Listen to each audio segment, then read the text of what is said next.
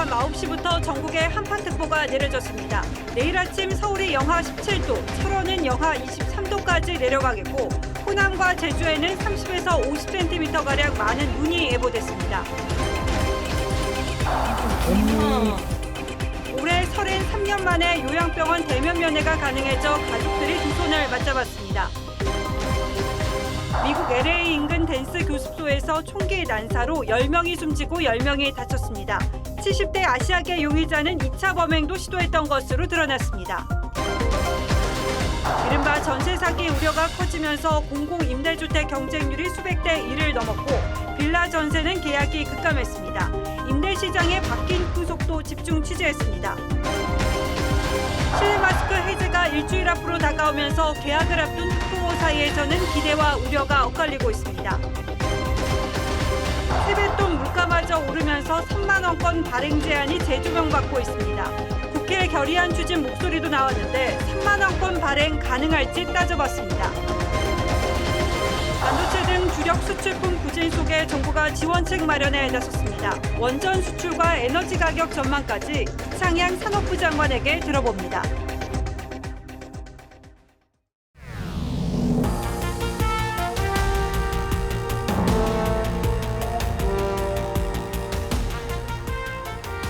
시청자 여러분 안녕하십니까? 뉴스나인의 신동욱입니다. 날씨가 갑자기 추워진 탓인지 연휴 분위기도 일찌감치 썰렁해진 듯합니다. 서둘러 귀경한 분들도 많을 테고 언제 떠나는 게 좋을지 고민하는 분들이 지금쯤 많으실 겁니다. 고속도로 사정은 잠시 뒤에 확인해 드리겠습니다. 그런데 내일 아침은 한파가 심상치 않습니다. 서울의 최저 기온이 영하 17도까지 떨어지고 전국적으로 영하 20도 아래로 내려가는 곳도 많습니다. 연휴 마지막 날 외출 계획하셨던 분들은 시간대별로 기온 잘 알아보시는 게 좋을 듯합니다. 그럼 지금은 어떤지 스튜디오 밖으로 나가보겠습니다. 자, 송민정 기자, 거기는 어디입니까? 네, 저는 지금 서울광장에 나와 있습니다. 예, 조금 전 9시부터 한파특보가 내려졌다고 하는데 지금 많이 춥죠?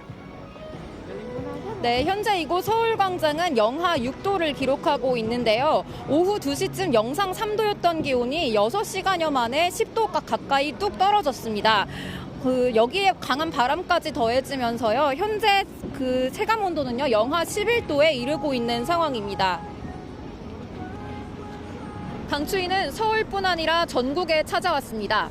밤 9시를 기점으로 서울과 경기 등 중부 내륙 지방에는 한파경보가, 서해안과 제주를 포함한 남해안 지역에는 한파주의보 등 전국에 한파특보가 내려진 상태입니다. 내일 아침 최저기온은 서울 영하 17도, 철원 영하 23도 등 전국이 영하 23도에서 영하 6도 사이에 머무를 전망입니다. 내일 서울 체감기온은 영하 26도로 예상되는데요. 서울시는 이번 겨울 처음으로 수도계량기 동파 대응 4단계인 심각 단계를 발령하는 등 24시간 한파 비상 대응 체제에 들어갔습니다. 서해안과 제주에는 5에서 20cm의 폭설도 예보돼 빙판길 교통사고나 낙상과 함께 한랭 질환에 각별히 주의하셔야겠습니다. 나이 드신 분일수록 활동을 이 시기에 많이 하는 것도 조금은 조심할 필요가 있어요. 따뜻한 물을 준비해서 수시로 섭취시켜 주시면 굉장히 효과적입니다. 이번 추위는 주말까지 풀리지 않고 계속될 것으로 보입니다. 서울광장에서 TV조선 송미선입니다. 예, 기자의 얼굴도 꽁꽁 얼었군요. 이번 설은 거리두기가 해제되면서 많은 분들이 고향집을 찾았습니다. 그래서 내려가는 길도 올라오는 길도 좀 힘겹습니다. 오늘 하루에만 500만 대 넘는 차량이 몰리면서 하루 종일 고속도로가 몸살을 앓았다는데 지금은 어떨지요? 서울요금소에 나가 있는 저희 취재기자에게 물어보겠습니다. 자, 한지연 기자, 지금 한 기자 뒤로 보이는 차량들은 상당히 흐름이 좋은 것 같은데 정체가 좀 풀렸습니까? 네, 이곳 서울요금소의 차량 흐름은 비교적 원활한 상황입니다. 정체가 가장 심했던 오후 4, 5시보다 교통량이 다소 줄면서 지금은 전국 고속도로 곳곳의 정체도 다소 풀렸습니다. 다만 일부에서는 여전히 정체가 이어지고 있는데요. 폐쇄회로 화면 보면서 주요 고속도로 현재 상황 살펴보겠습니다. 네, 먼저 경부고속도로입니다. 낮부터 청주 부근은 정체로 차량들이 제자리 걸음했는데 여전히 차량 속도 더딥니다. 천안분기점까지 길게 정체 현상 보이고 있습니다. 마찬가지로 낮부터 제속도 내지 못하는 그런 구간들이 보였던 서해안 고속도로에서는 당진분기점부터 서평택까지 긴 차량 행렬이 이어지고 있고요. 영동고속도로도 덕평 부근부터 용인까지 구간 붉은 후미등켠 차량 행렬이 길게 이어지고 있습니다. 지금 출발하면 서울까지 부산에서 4시간 40분, 목포에서 3시간 50분, 대구에서 3시간 40분, 강릉에서 2시간 40분 정도 소요될 것으로 보입니다. 오늘 전국 고속도로 이용 차량은 오후 8시 기준 모두 438만 대로 집계됐습니다. 작년보다는 적은 수준의 교통량인데요. 연휴 마지막 날인 내일 예상 교통량은 평소 주말 수준인 432만 대로 정체는 오전 10시쯤 시작돼 오후 3, 4시쯤 절정에 이를 것으로 보입니다.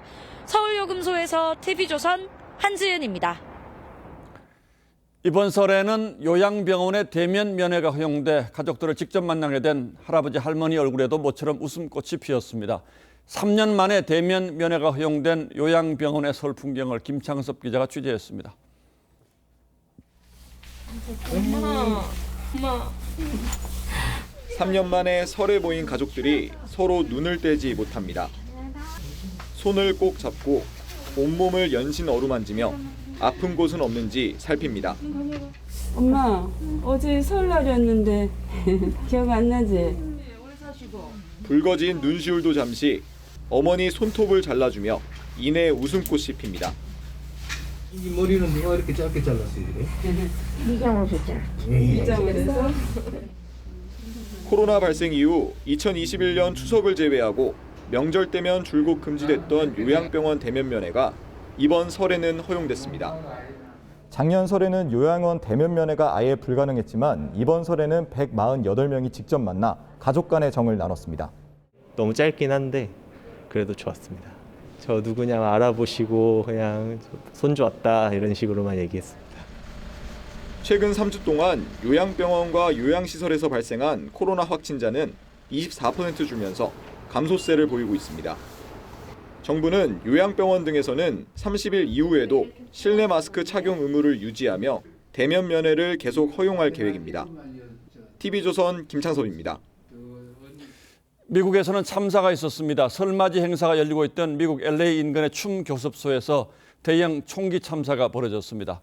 중국계 이민자인 70대 남성이 총기를 난사해 지금까지 모두 10명이 숨진 것으로 확인됐습니다. 먼저 어떤 사건이었는지부터 자세히 전하겠습니다. 황정민 기자가 취재했습니다. 경찰들이 흰색 밴을 앞뒤로 포위하고 창문을 부숩니다.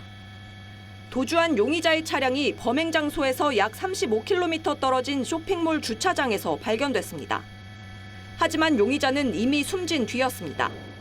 When officers exited their patrol vehicle to contact the occupant, they heard one gunshot. 72살 중국계 이민자 휴켄트레는 설 전날 밤 아시아계가 많이 사는 몬터레이 파크의 한 춤 교습소에서 무차별적으로 총기를 난사했습니다. 설 행사를 즐기고 있던 중국계 10명이 숨지고 10명이 다쳤습니다. 중상자가 있어 희생자는 더 늘어날 수 있습니다. It's not gang infested at all, but we're shocked to hear that it's happening here, and it can't happen anywhere. 트레는 또 다른 춤 교습소에서 2차 범행을 시도했지만 현장에 있던 주민들에게 총기를 빼앗긴 뒤 달아났습니다. 범행 동기는 아직 밝혀지지 않았습니다. 경찰은 다만 트렌의 단독 소행으로 보고 증오범죄와 가정 불화 가능성 등을 확인 중입니다. 바이든 대통령은 희생자들에게 애도를 표했고 백악관과 공공기관은 조기를 개항했습니다. TV조선 황정민입니다. 이번에 총기 난사 사건이 일어난 몬트레이 파크는 대표적인 아시안 타운이자 비교적 안전한 동네로 여겨졌던 터라 주민들의 충격이 더 컸습니다. 지금까지 파악된 우리 교민 피해는 없습니다만 한인 사회도 하루 종일 불안에 떨었습니다. 이어서 변재영 기자가 보도하겠습니다. LA 도심에서 약 11km 떨어진 몬터레이 파크. 거리가 텅 비었습니다. 주민 65%가 아시안계 미국인인 만큼 설날마다 인파가 북적이지만 예기치 못한 사고에 이튿날 행사는 모두 취소되고 가게 대부분이 문을 닫았습니다. We should open and that's why I'm come here and I see all the police. 외교부는 아직까지 접수된 교민 피해는 없다고 밝혔지만 한인들이 많이 거주하는 비교적 안전한 동네로 꼽혀온 지역인 만큼 총격 사건에 대한 불안감은 커진 상태입니다. 한인분들도 안전한 동네에 산다고 해서 이런 것을 피해갈 수는 없구나라는 생각을 갖게 돼서 더 좀 안타까운 부분이 많습니다. 서부 샌프란시스코와 동부 뉴욕, 워싱턴 DC까지 경찰은 음력설 행사가 열린 도시마다 일제히 순찰을 강화했습니다. Horrible that such a thing could occur at a time of celebration for so many in the AAPI community and in the Asian community worldwide. 아시안 커뮤니티 전체가 큰 충격에 빠진 가운데 현지에선 희생자들을 애도하는 밤샘 추모 집회가 이어지고 있습니다. TV조선 변재영입니다. 설 연휴 기간이지만 본격적인 전당대회 레이스를 앞두고 있는 국민의힘 당권 주자들은 당심 잡기에 주력했습니다. 김기현 의원은 유기견 보호소를 찾아 문재인 전 대통령의 풍산개 문제를 다시 거론했고 안철수 의원은 당 원로들을 만나서 당심에 호소했습니다. 그렇다면 나경원 전 의원은 설 연휴를 어떻게 보내고 있을까요? 황병준 기자가 취재했습니다. 김기현 의원이 유기견 견사 안으로 들어가 이불을 털고 바닥을 씁니다. 두 분이 그럼 일을 한다고요, 매일? 네네. 맙소사.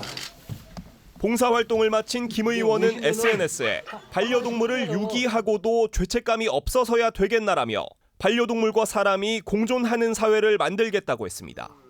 김 의원 측은 지난해 11월 문재인 전 대통령의 풍산개 파양 논란을 꼬집은 행보라고 설명했습니다. 김 의원은 또 자신이 제안한 여성 민방위 교육이 이대남 표심을 겨냥한 것이라는 평가에 대해 응급조치처럼 생존 지식을 위한 것이라며 확대 해석을 경계했습니다. 안철수 의원은 당 원로들을 만나 수도권 대표론을 강조했습니다. 윤심을 의식해서인지 순방 중 나왔던 윤석열 대통령의 이란 발언 논란을 옹호하기도 했습니다. 안 의원은 SNS에 윤 대통령의 UAE 국빈 방문은 국익에 크게 기여한 경제 외교였음을 부인하기 어려울 것이라며 야당은 오게티를 침소봉대하지 말라고 썼습니다. 우리 국민의힘 당원분들하고 그리고 제가 모아오는 이 중도층이 힘을 합하면 우리 반드시 내년 총선에서 승리할 수 있습니다. 당권 도전을 고심 중인 나경원 전 의원은 연휴 기간 내내 공개 일정 없이 침묵을 이어갔습니다. TV조선 황병준입니다. 민주당 이재명 대표는 이번 주 검찰 출석을 앞두고 집안 단속에 공을 들이고 있습니다. 연휴 직후에는 당내 강경파 초선 의원들의 모임인 철험회와도 만나기로 했는데 이 대표의 이른바 사법 리스크에 불안해하는 비명계 의원들도 세력화에 시동을 걸었습니다. 야당 상황은 권은영 기자가 취재했습니다.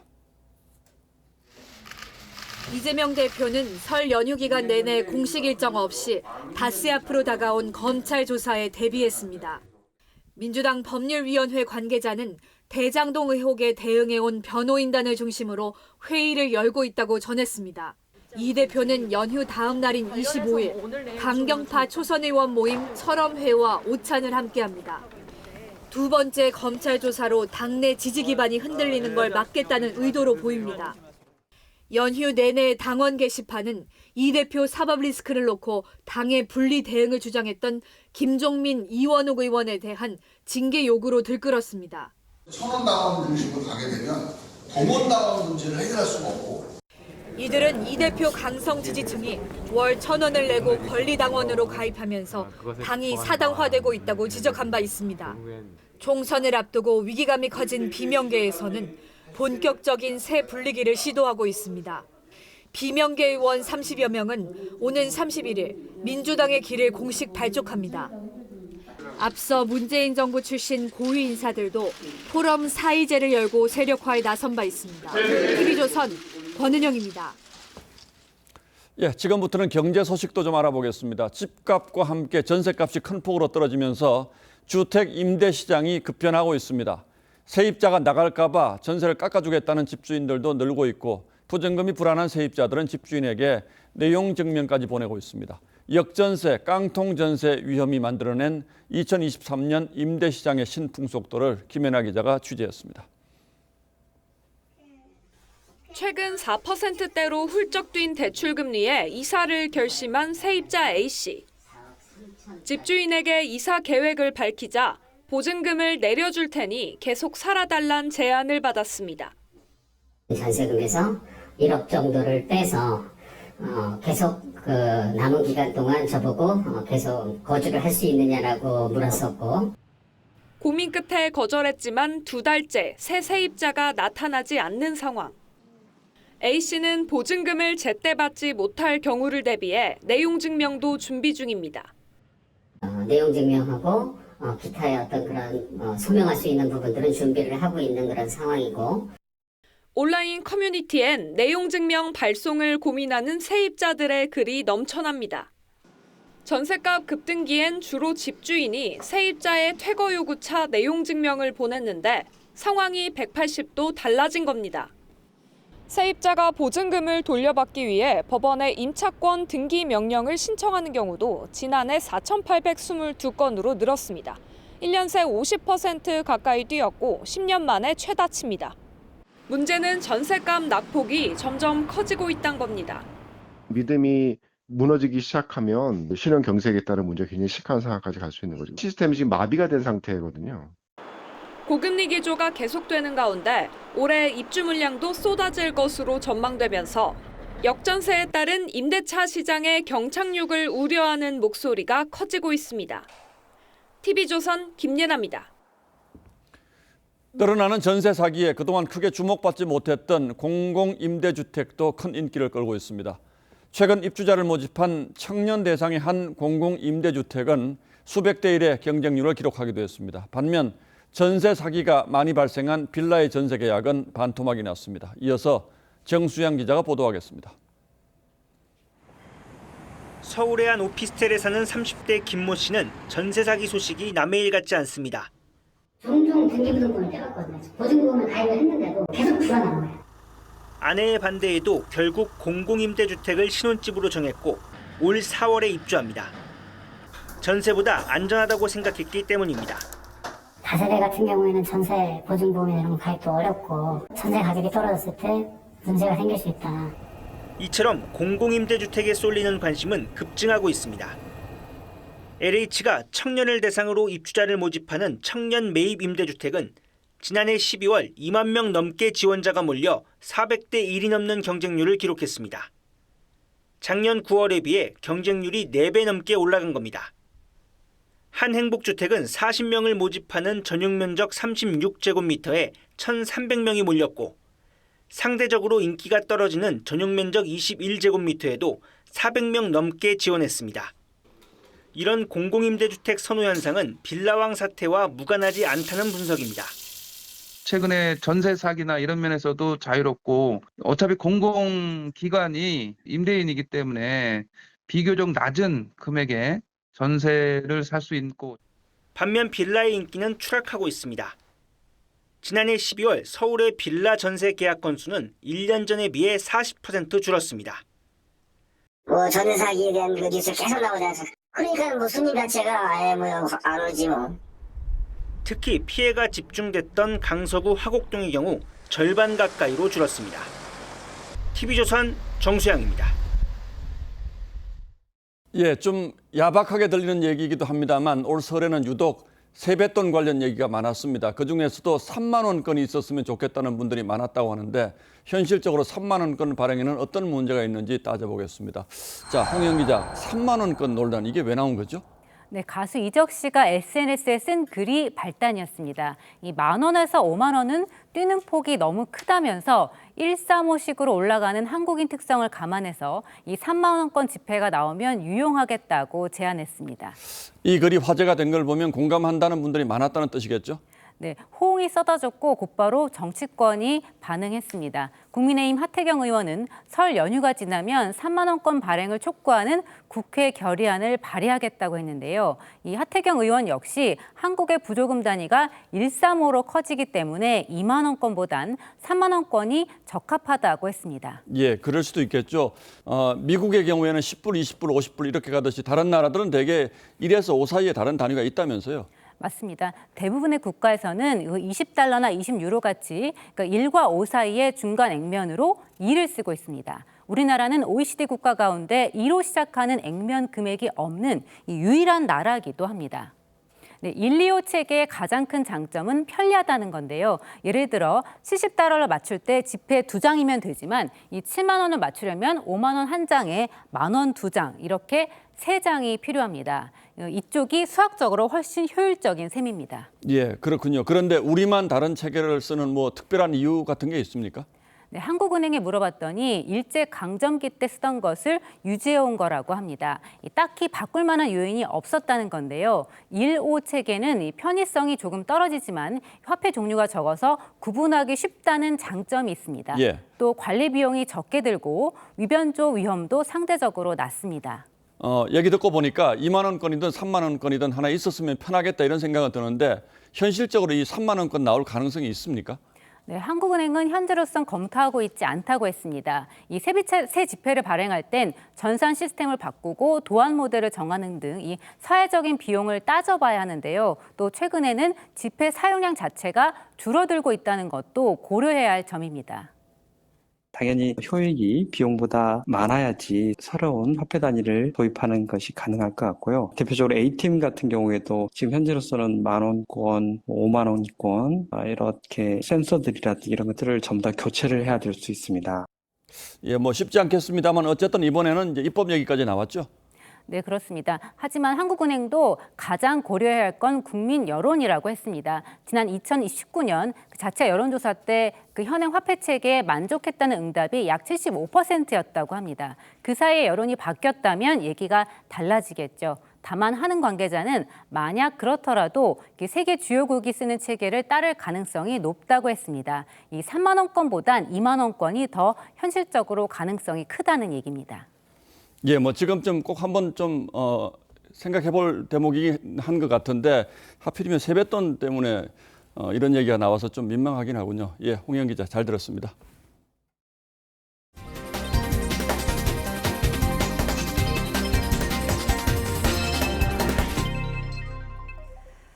설 연휴 뒤 가장 큰 변화는 3년여 동안 써왔던 마스크를 벗는 일이죠. 우리 학생들은 이달 말 개학을 하게 되면 교실에서 마스크를 쓰지 않고 수업을 하게 됩니다.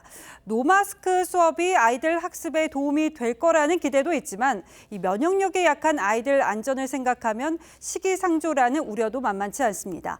독감이 유행인 것도 학부모 불안을 키웁니다. 이 개학을 앞둔 학생과 학부모들의 생각을 이태희 기자가 들어봤습니다. 설 연휴 부모님 손을 잡고 나들이를 나온 아이들은 마스크를 쓰지 않아도 된다는 생각에 신이 납니다. 선생님 얼굴도 잘 보이고 친구들 얼굴도 잘 보이고 답답하지 않고 상쾌할 것 같아요. 노마스크 수업이 언어 발달과 학습에 도움이 될 거란 기대를 하는 학부모들도 많습니다.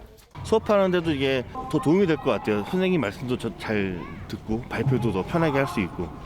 하지만 우려의 목소리도 적지 않습니다. 걱정이 조금 앞서는 것 같네요. 완전히 없어지지 않는 상태에서 마스크를 벗으면 옮기지 않을까. 지금 독감이 많이 돌고 있거든요. 이렇게 마스크를 벗는다? 아직은 조금 위험하지 않을까. 교내 마스크 착용 의무가 사라지는 건 지난 2020년 이후 3년 만입니다. 교육부는 학생이 코로나 의심 증상을 보이거나 확진자와 접촉한 경우 합창 등 비말이 생길 수 있는 경우를 제외하면 마스크 착용 해제를 권고할 방침입니다. TV조선 이태희입니다. 중국에서 들어온 입국자에 대해서 PCR 검사가 시작됐을 당시 이 코로나에 확진된 중국인이 도주한 사건 기억하실 겁니다. 도주 이틀 만에 붙잡혔죠. 우리 국민 우려가 컸던 만큼 정부도 체포 직후에 엄중 처벌 입장을 밝혔는데요. 그런데 이 중국인 재판에 넘겨지지 않고 조용히 추방된 것으로 확인됐습니다. 차정승 기자의 단독 보도입니다. 지난 3일 밤 방역요원들의 눈을 피해 달아난 중국인 A씨. 5일 서울 중구의 호텔에서 붙잡힐 때까지 택시를 타고 돌아다니고 신촌의 약국을 들르는 등 거리를 활보했습니다. 감염병 예방법에 따르면 A씨는 1년 이하 징역이나 1,000만 원 이하 벌금에 처해집니다. 정부도 체포 직후 엄중 처벌 방침을 밝혔지만 권고된 확진자에 대해서는 법과 원칙에 따라 엄하게 처벌하도록. A씨는 지난 14일 사법적 처벌을 받지 않고 추방된 걸로 확인됐습니다.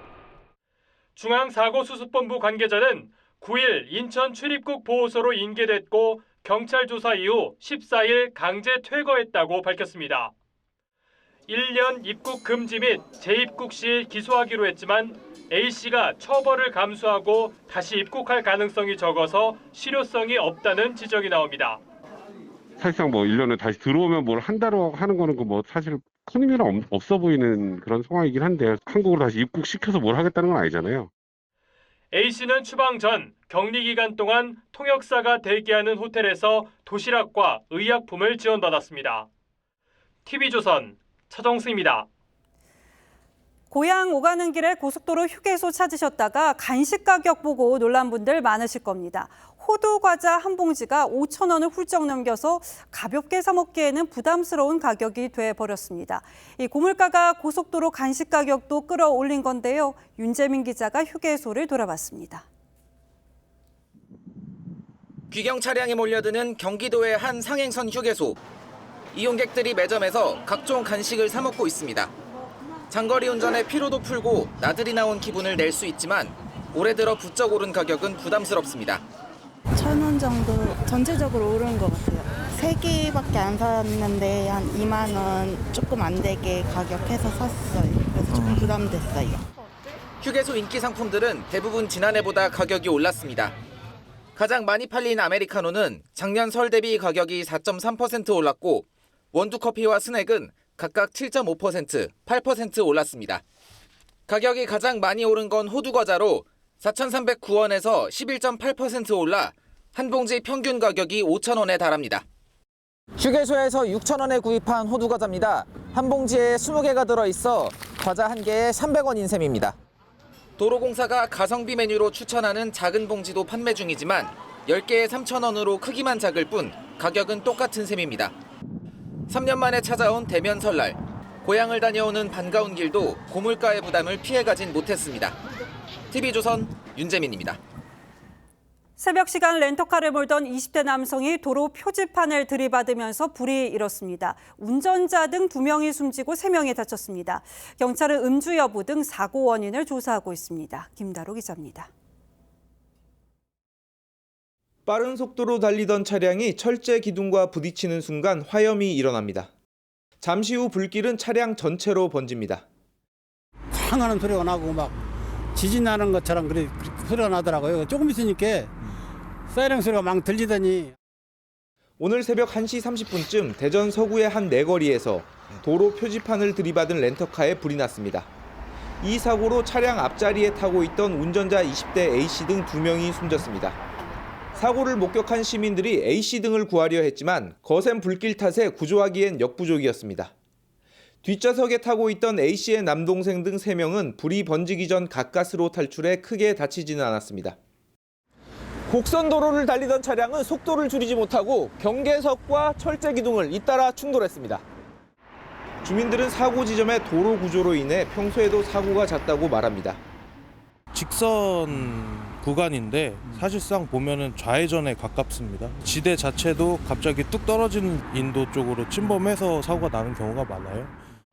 경찰은 음주운전 여부 등 사고 원인을 확인하기 위해 운전자 A씨의 혈액을 국과수에 보내 분석을 의뢰했습니다. TV조선 김다로입니다. 경찰대 고위 간부가 학생의 극단적 선택 가능성을 묵살하고 또 육아로 출근이 늦은 직원에게 남편을 때려주겠다는 등 막말을 한 사유로 징계를 받았습니다. 이 간부는 사실 무근이라면서 법원에 소송을 냈지만 1심 법원은 징계는 정당하다고 판단했습니다. 주원진 기자입니다. 경찰대 재직 중이던 A 총경이 한 여학생이 극단 선택 암시를 하며 불안해 보인다는 보고를 받은 건 2020년 11월. A 총경은 그냥 극단 선택을 하라고 해 취지에 답을 했다는 사유로 경찰 징계위원회에 해부됩니다.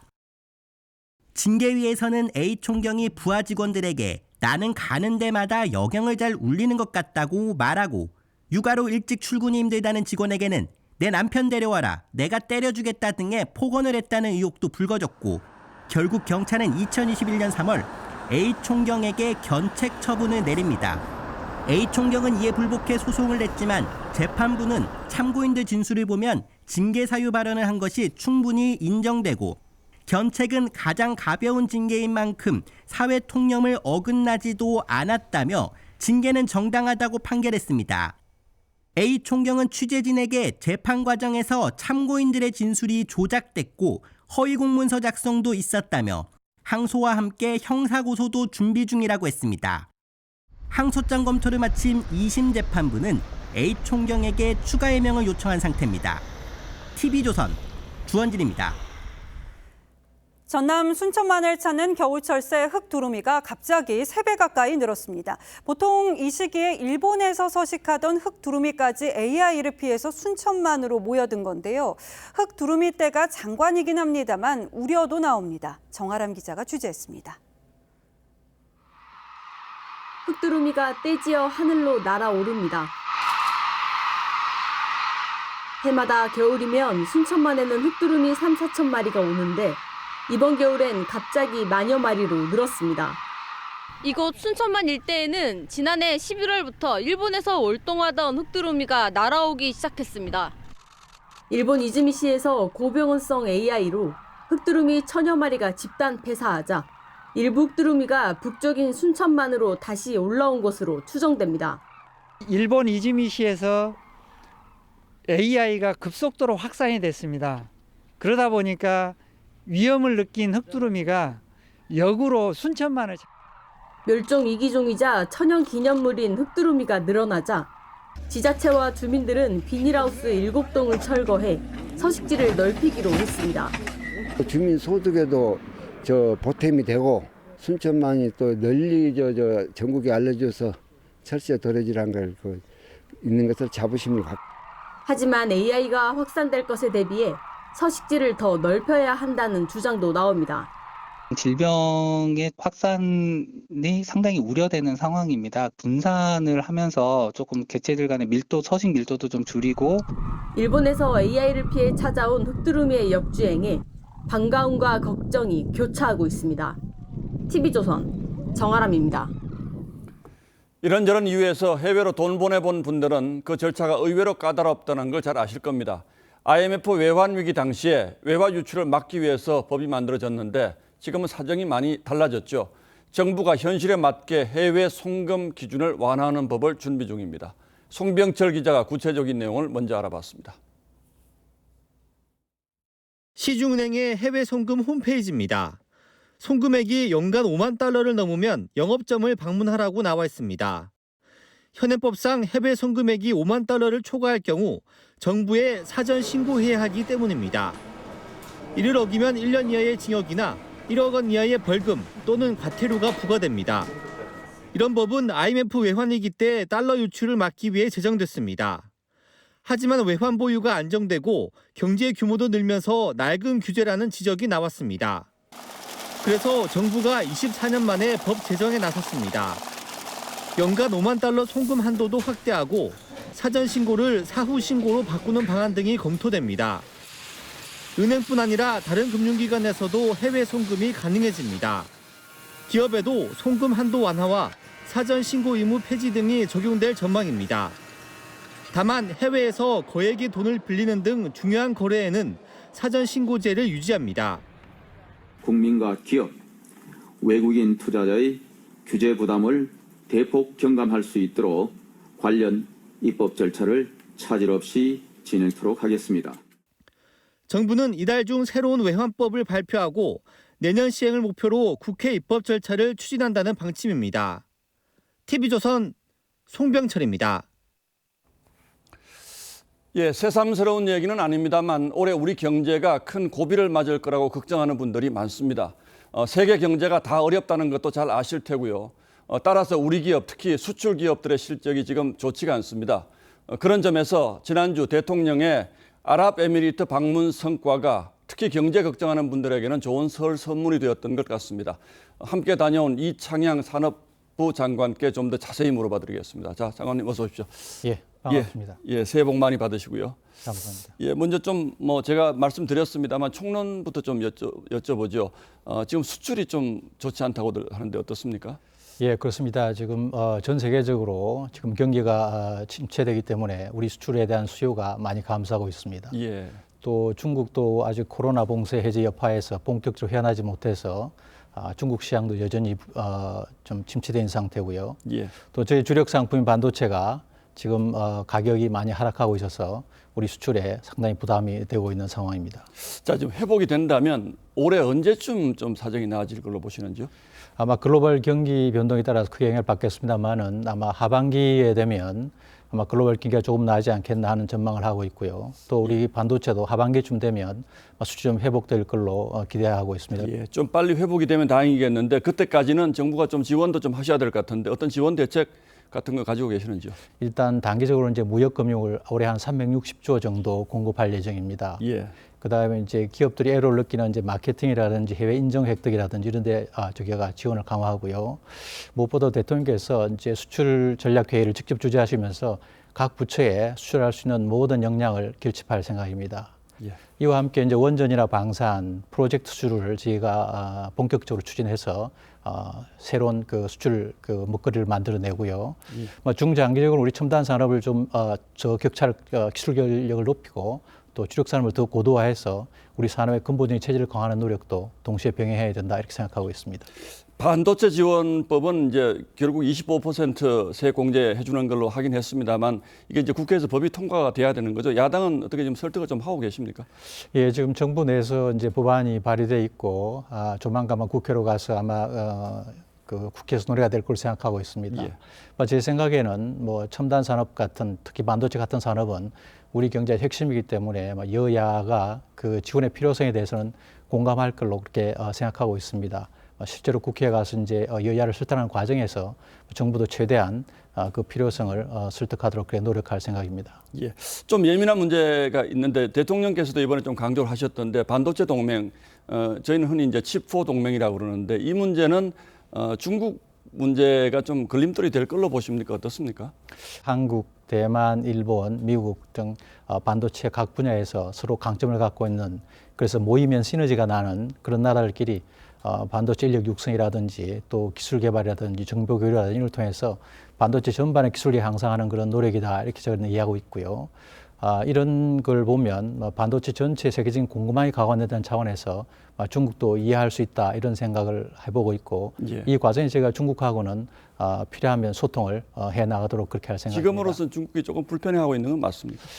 특별히 저희가 공식적인 의견을 내지는 않고 있습니다. 중국 쪽에서. 예. 예, 그렇지만 제가 물밑으로는 저희가 그 상호 소통을 하고 있다 이렇게 말씀드리겠습니다. 예, 미국 인플레이션 감축 법안 문제 때문에 우리 전기차 업체들이 좀 어렵다. 그래서 연말에 뭐 3년 정도 시행이 유예될 수도 있을 것 같다 이런 보도가 있었는데 지금 어떻게 되고 있습니까? 그 전기차 보조금은 이제 조건이 두 가지입니다. 하나는 이제 북미산이어야 되고요. 예. 또 일정한 조건을 갖춘 그런 배터리를 장착해야만 이제 보조를 받게 되는데. 이 북미산 조건은 법에 이제 들어있기 때문에 사실 법이 개정되지 않으면 사실 곤란합니다. 예. 그래서 입법 개정 운동은 저희가 지금 지속적으로 이제 하고 있습니다. 그 과정에서 우리 기업의 부담을 최소화하기 위해서 저희가 하위 규정들을 저희가 이제 최대한 저희의 그 요구에 맞게 반영하는 노력을 하고 있습니다. 그래서 그 결과 일부 성과가 있어서 저희가 북미산 차는 아직 못 만들고 있습니다만은 우리나라에서 만든 차를 수출할 수 있는 그런 그 루트를 제가 하나 만들었는데 그게 뭐냐면 이제 친환경 상용차 조항입니다. 그래서 렌트카나 리스를 통해서 저희가 우리나라 전기차를 미국에 수출할 수 있는 기회가 마련됐고요. 그러니까 그렇게 하면 좀 혜택을 주는 겁니까? 그런 맞습니다. 그 친환경 상용차 조항은 어느 나라에 생산된지를 고려하지 않고요. 어떤 배터리를 장착했냐를 고려하지 않습니다. 그 대신 혜택은 7,500불로 똑같습니다. 내일 아침 많이 추워진다고 그러는데 요즘 뭐 가스 요금 많이 나와서 관리비 폭등했다 이런 얘기가 있습니다. 혹시 가스 문제는 어떻게 보고 계십니까? 이 에너지 취약계층에 대한 지원을 제가 이번에 대폭 강화했습니다. 특히 이제 전기 가스 요금으로 사용할 수 있는 에너지 바우처를 50% 이상 제가 인상했고요. 예. 그다음에 가스 요금 할인도 50% 이상 할인 높였습니다. 이외에 이제 등유나 연탄을 쓰는 가구도 아직 있기 때문에 이 부분에 대한 쿠폰이라든지 바우처도 많이 확대했습니다. 원가가 떨어지면 다시 좀 원래 원상 복귀가 될 수도 있습니까? 이 부분은? 가스는 장기 도입 계약에 따라서 많이 가격이 결정돼 있기 때문에 물론 현물도 사긴 합니다만은 앞으로 그 러우 전쟁의 향배에 따라서 또 글로벌 가스 시장의 향배에 따라서 장기적으로 가스 가격이 내려간다면 당연히 그 인하불은 반영이 된다고 보겠습니다. 예, 알겠습니다. 이번 UAE 방문에서 뭐 굉장히 투자 유치도 많이 하시고 기업들도 성과가 있었는데 총체적으로 어떤 성과와 의미가 있다고 보시는지요? UAE와는 저희가 이번에 대통령께서 가신 게 이제 첫 국빈 방문입니다. 그만큼 저희하고 UAE 관계가 많이 격상이 됐다 이렇게 볼 수 있고요.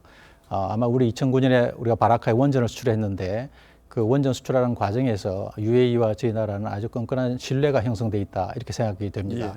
이 신뢰를 기반으로 저희가 다 여러 분야에서 이번에 경제협력 성과를 냈고 특히 UAE 정부에서 300억 불의 투자를 우리나라에 그 흔쾌히 내놓은 것도 그런 바라카 원전에서부터 쌓은 그런 신뢰가 기반이었다 이렇게 보겠습니다.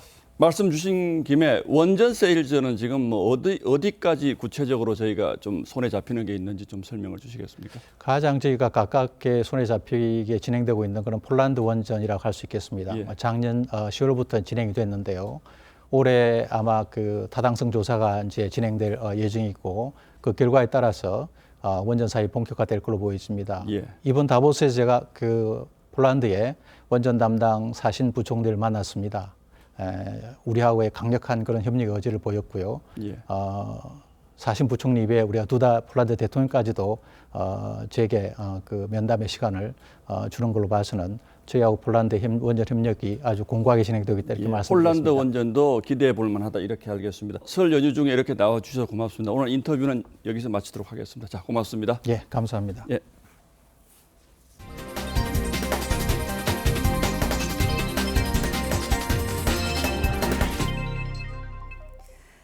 북한은 지난 한 해에만 100여 발의 미사일을 발사했고 이 새해에도 도발 의지를 강조하고 있죠. 우리 장병도 만반의 준비 태세를 유지하고 있는데요. 대한민국 1%라는 자부심을 가진 해병대 수색대가 영하 20도의 추위 속에서 산악훈련장을 맨몸으로 누비면서 승리를 위한 훈련을 이어갔습니다. 구민성 기자가 전하겠습니다.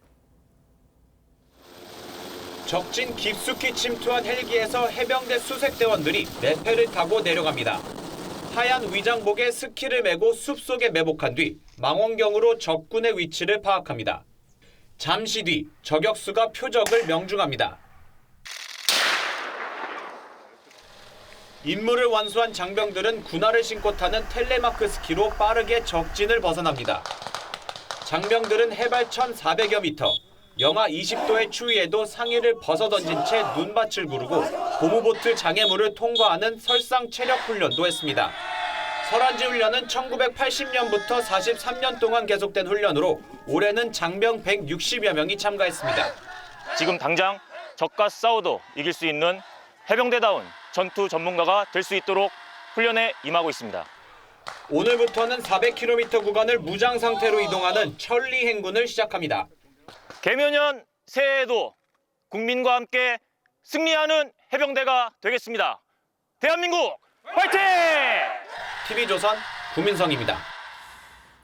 요즘 TV 시장의 대세는 얼마나 얇고 더 잘 휘어지느냐에 있습니다. 바로 OLED TV인데요. 이 사업을 접었던 삼성전자는 물론이고 소니, TCL 등 수많은 가전업체가 OLED TV 출시에 사활을 걸고 있습니다. OLED 시장이 춘추 전국시대로 접어들었다는 분석입니다. 장혁수 기자가 보도합니다. 휘어진 OLED 패널 260개를 이어붙인 거대한 디스플레이에 대자연의 풍경이 펼쳐집니다. 여기에 쓰인 OLED 소자는 스스로 빛을 낼 수 있어 기존 LCD TV에 쓰이던 백라이트 패널이 필요 없습니다. 두께가 얇은 데다 360도로 접을 수도 있는 만큼 활용성이 다양해 차세대 디스플레이로 각광을 받고 있습니다. 국내외 업체들은 잇따라 OLED TV 시장 진출을 선언하고 나섰는데 현재 LG전자는 전 세계 OLED TV 판매 점유율 60%를 차지하고 있습니다. 그간 LG OLED가 쌓아온 기술과 경험, 그 노하우를 하나로 집적해서 화면에 잔상이 남는 버닝 현상을 이유로 OLED TV 사업을 접었던 삼성전자는 10년 만에 OLED TV 생산을 본격화했고 글로벌 TV 출하량 3위의 중국 TCL도 이달 초 처음으로 OLED TV를 선보였습니다. For 2023, TCL North America is going to make the most dramatic enhancements to our TV lineup ever. 소니, 파나소닉 등까지 합치면 총 22개 업체가 올레드 TV 생산에 각축전을 벌이는 상황. LCD에서 올레드로 TV 시장이 재편되는 과정에서 후발주자의 추격이 시장 판도를 뒤바꿀 수 있을지 관심이 모아지고 있습니다. TV조선 장혁수입니다. 베토벤의 삶과 음악을 뮤지컬로 만난다면 어떨까요? 한국에서 세계 최초로 공연되는 뮤지컬 베토벤부터 이 화려한 볼거리로 주목받는 물랑 루즈까지 새해 뮤지컬 공연을 박소연 기자가 소개합니다. 격정과 우수를 오가는 월광 소나타. 악성 베토벤의 음악이 뮤지컬로 다시 태어납니다. 세계적인 극작가 미하엘 쿤체와 작곡가 실베스터 르베이 콤비가 이번에는 베토벤을 무대 위로 불러냈습니다. 젊은 시절 작곡한 비창 소나타부터 대표 교향곡인 운명 교향곡까지 베토벤 불후의 명곡이 그대로 한 편의 뮤지컬이 됐습니다. Meine Aufgabe war, dass für unseren Musical-Zuschauer so zurechtzuarbeiten, dass es auch modern wird und nicht nur klassisch. 원작 영화로 전 세계 관객의 사랑을 받은 뮤지컬 물랑 루즈도 한국에 상륙했습니다. 브로드웨이 최고 히트작으로 2021년 토니상 10개 부문을 석권했습니다. 마돈나와 비욘세, 레이디 가가 같은 세계적인 팝스타들의 음악이 귀를 사로잡습니다. Well, I think it has to function differently in that it is a stage musical, and so there's more music in it. 새해 작품성과 대중성을 모두 잡은 대작들의 등장이 관객을 설레게 하고 있습니다. TV조선 박소영입니다. 올해가 개묘년 토끼해죠. 스포츠 스타들 중에도 토끼띠들이 많습니다. 고참뻘인 1987년생들과 막내뻘인 99년생들인데요. 토끼띠 선수들의 각오를 성민혁 기자가 들어봤습니다. 올 시즌 모든 월드컵에서 우승한 빙속 여제 김민선. 주종목인 500m를 36초대로 끌어당기며 우상인 이상화의 세계 기록에 도전합니다. 휴식 기간에도 묵묵히 훈련하더니 유니버시아드 대회마저 휩쓴 김민선은 99년생 토끼띠입니다. 토끼띠다 보니까 또 내년에 저의 해가 또 돌아와서 제가 좋은 모습을 더 계속해서 보여드릴 수 있지 않을까. 토끼처럼 기록을 깡충 더 빠르게. 2018년 황금 장갑의 주인공이 된 KBO 최고 투수 안우진도 동갑입니다. 앞으로 더 좋은 모습 보이고 좋은 선수가 될 수 있도록. 87년생 고참 토끼들의 각오도 만만치 않습니다. 두산으로 돌아온 FA 최대어 양의지는 3월 WBC에서 자존심 회복을 노립니다. 이번에는 정말 준비를 잘해가지고 결과로 보여드릴 밖에 없다고 생각하고. 팔꿈치 수술 뒤 재활 중인 류현진은 올해 7월 마운드에 복귀하겠다는 목표를 세웠습니다. 다시 내가 마운드에 올라가서 경기에 나가야 된다는 그 단 하나의 생각만 가지고. 여자 100m 허들의 에이스 정혜림은 아시안게임 2연패에 도전합니다. 아시안게임 1년 뒤로 미뤄지면서 어떻게 보면 같은 토끼띠의 해가 됐는데요. 적은 나이가 아니기 때문에 당연히 1등을 해야 되고 뭘 지켜야 한다는. 하나, 둘, 셋. 토끼띠 스타들이 저마다 최고의 한 해를 위한 준비를 마쳤습니다. TV조선 성민혁입니다.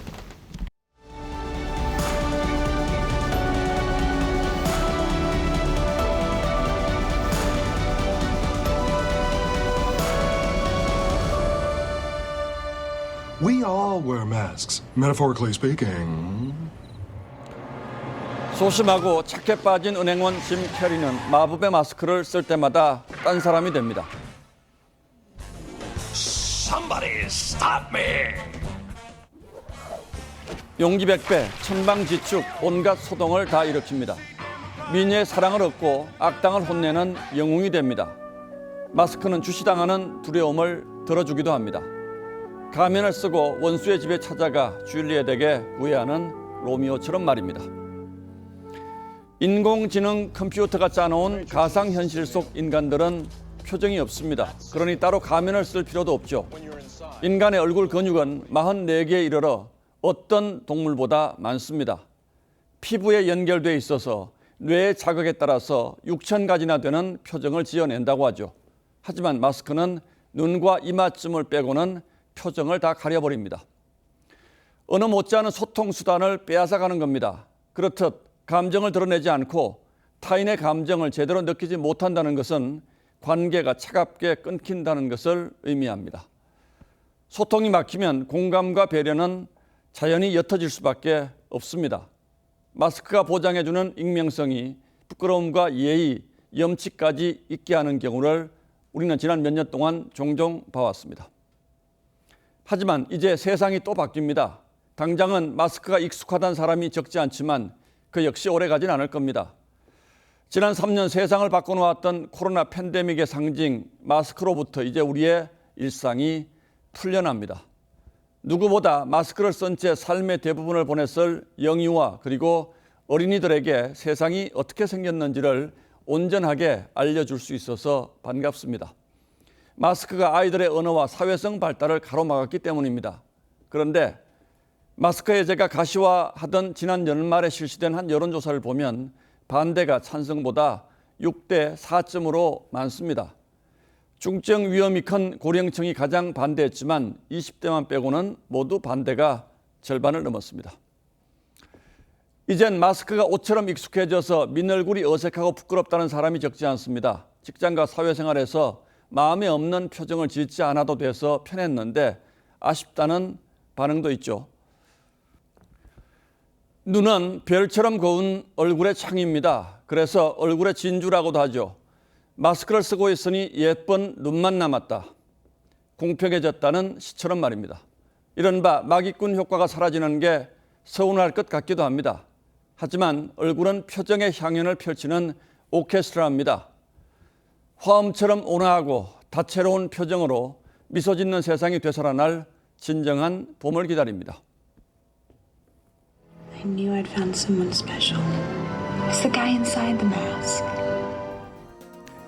1월 23일 앵커의 시선은 마스크를 벗으며 였습니다.